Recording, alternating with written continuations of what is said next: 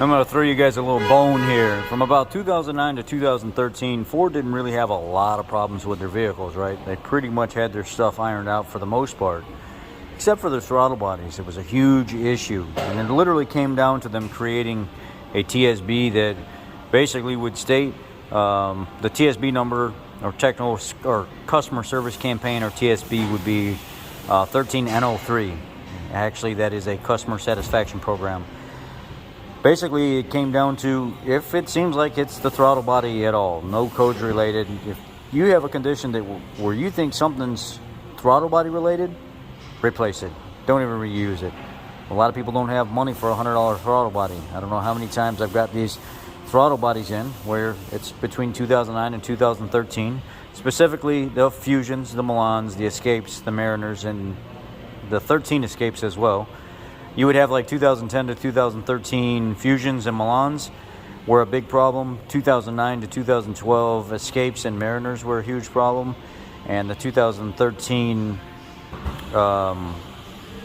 Escapes as well would be an issue. All this rust buildup inside the throttle body. It's not even oil. It's just rust buildup. And it just cakes up everywhere inside these throttle bodies. And it was just a poor design. It was poor manufacturing and stuff. A lot of people just replace them. I clean them out. If the customer, if it's within, an hour's labor time and I'm going into it and stuff, I'll make an attempt to clean it out and let the customer know, look, I'm going to charge you an hour for labor anyway. Why not let me clean it in that hour? And if you can get another year out of it or 2 years out of it, save you the money in the meantime, maybe it'll keep running. Who knows? And normally they go for that rather than replacing a $100 throttle body. It's just kind of whatever you want to do with it.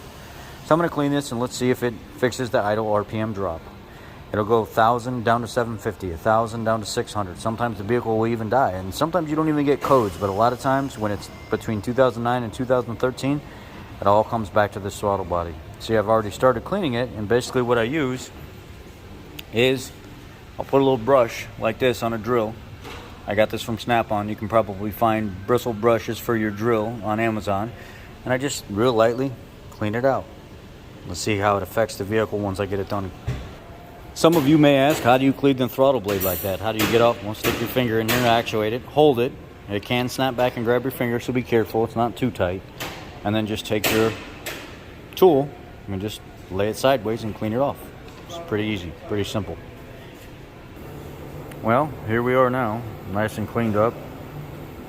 Put it all back together and bolt it up and see how she idles. Everything's back together and installed. The only thing I had to do is just pull this tube off here, this vacuum tube. I grab this clamp, pull it up, pull the tube off. This here, there's a tab underneath, and you pull, and it releases it. Take the mass air off, unhook your box. Flathead screwdriver, unloosen your clamp. Take the box off, 4 or 8 mils around the throttle body. Take it off. I cleaned the mounting surface and everything back up. Now let's get in here and start this thing up.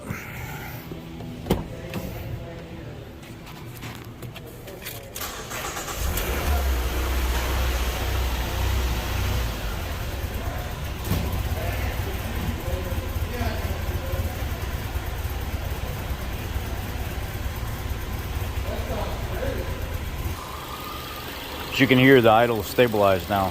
It's not bouncing around and jerking around. It was before though. You could see the engine jerking back and forth, and it sounded awful.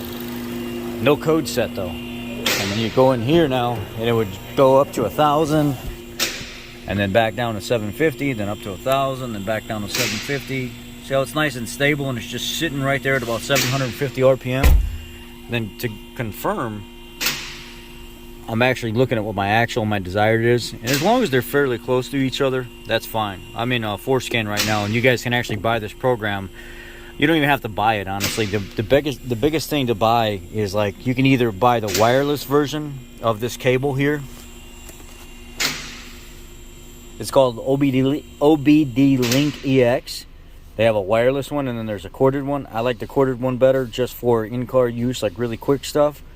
I may end up getting a wireless one, so if I'm outside the vehicle, I can stand outside and still have connection. So it's just corded.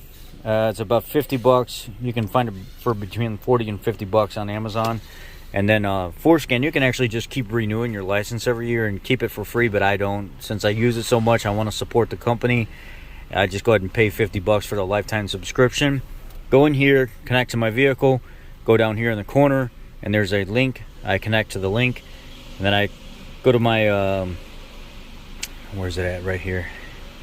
Go to the little wrench, the service functions, and then I click on reset all adaptions right here for the PCM, and I clear it out. And then I go back to DTCs, and you'll have codes like this set right here, throttle position sensor, because you just cleaned everything, you plugged everything, you unplug everything, you get back in the car, and it's going to run like crap to begin with, so you got to clear the adaptions out of it. Ignition coil B primary control circuit, ignition coil C primary control circuit. Is going to have all kinds of weird stuff set that you would think like, what the hell does that have to do with anything with the throttle body? Trust me, that throttle body will do all kinds of weird things. And then here, C or D primary circuit open. It's not. Go ahead and plug everything back in. Go to the wrench here after you get everything installed. Go to the wrench, reset all adaptions. It'll take everything back to normal, and then you can pull up your data table if you want. And you can actually see, I pulled up, I'll stop this, and it'll actually, there's a category down here. You can start live data again. You can start reading. If you don't want to and you want to get out of this, you can stop all this stuff completely. But I'm looking at all my readings right here for my throttle position. You can stop all this, or you can go back in and you can add more.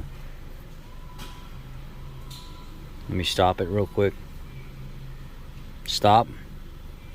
You can go back to the sprocket down here, and then you can add even more things in if you want to monitor. And what you do is you click on something. Let's just say I want all this stuff on the right side out of there. I can just click on it and send it back where it came from. I want that out of there. I want that out of there.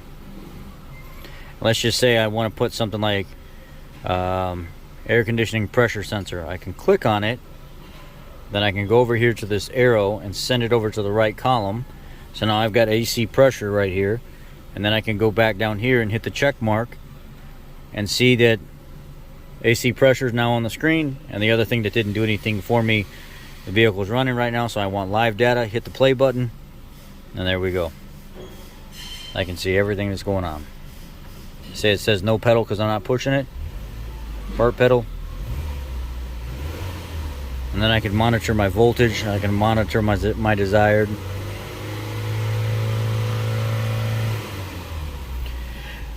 Your APPE is always going to be about half of what D is. So if D is 19, APP is going to be 8.9. So let's go 20, right at 10. That's normal. E is always going to be about half of D. And then let's shut it off. Key on. Give it a second to reconnect. So now we have no engine running, and now we can do a full sweep of the throttle down here. I'm going to push the throttle all the way. I'll show you guys how this works. So nice and easy. I'm going to watch for any blips in here that don't make any sense. There should be no gaps. So nice and easy, nice and easy, nice and easy, nice and easy, nice and easy. About halfway.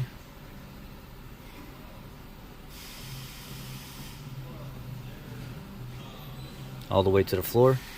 So I've got 4-volt reference for my max wide open throttle all the way to the floor, and my APP2 is also about half of what APP1 is voltage wise. And if you look here, APPE percent is 40, APPD is 80. So APPE is always going to be half of 80, and APP2 is going to be always half of about what APP1 is. That's how you know you got everything in sync. And then just let off real nice and slow. I can stop in the middle somewhere. There we go. They're about half. Stop at about a third. There you go. They're about half. And then all the way off. About half. So there you go. That's how you use Forescan. And this is a common problem between 2009 and 2013 on the vehicles that I specified. I appreciate you guys. Thank you. Be blessed.